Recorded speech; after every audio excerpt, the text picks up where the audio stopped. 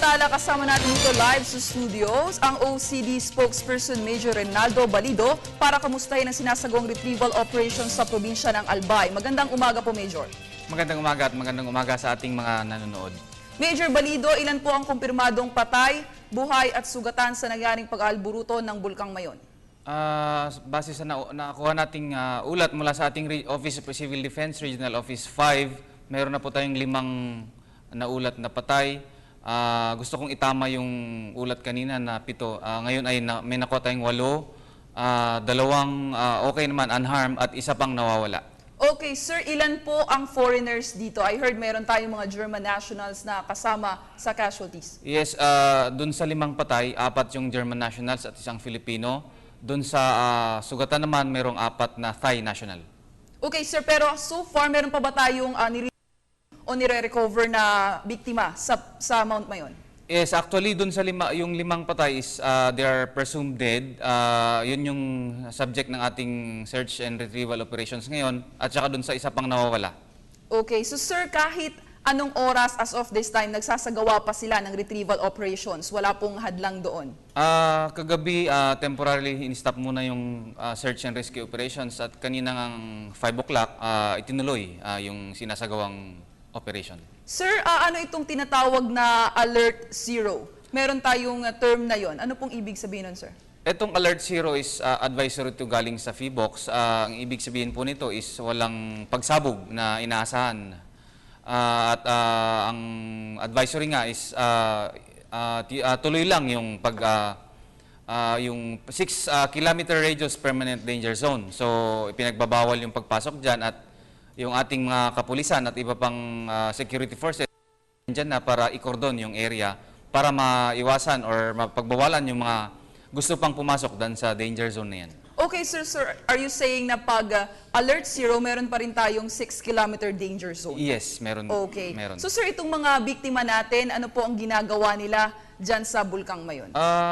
Mga turista po itong mga ito, na-expect natin or na-assume natin na nandun sila para tingnan or manood or kung ano man ang activities nila doon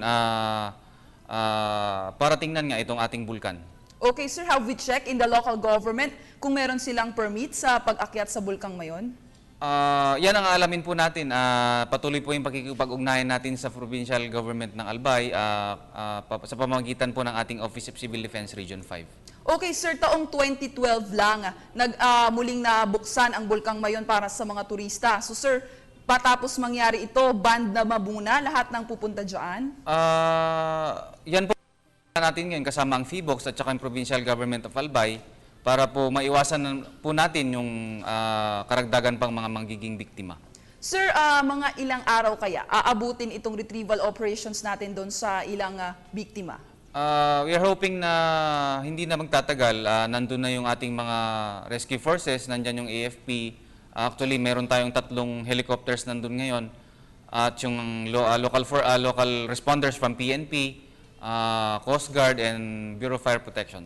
Okay, sir, ano po ang mensahe nyo sa mga gusto pang tumuloy dyan o pumunta dyan sa Bulkang Mayon, especially sa mga local residents ng Albay?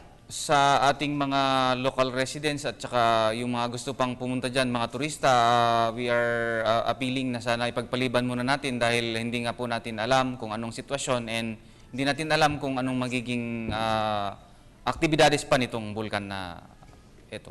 Okay, sir, so far itong nangyari Bulkang Mayon, ito po yung first time ngayong taon. So sir, inaasahan kaya na meron pang susunod?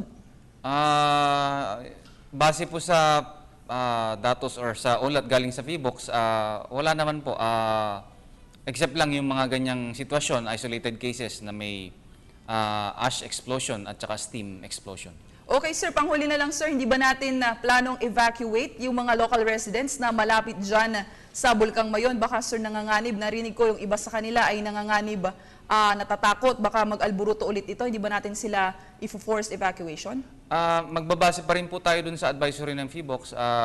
Dun sa Alert Zero nila is hindi naman po kinakailangang mag-evacuate. Okay, maraming salamat, sir. Very well said. Yan po si Office of the Civil Defense Spokesperson Major Reynaldo Balido. Maraming salamat, sir.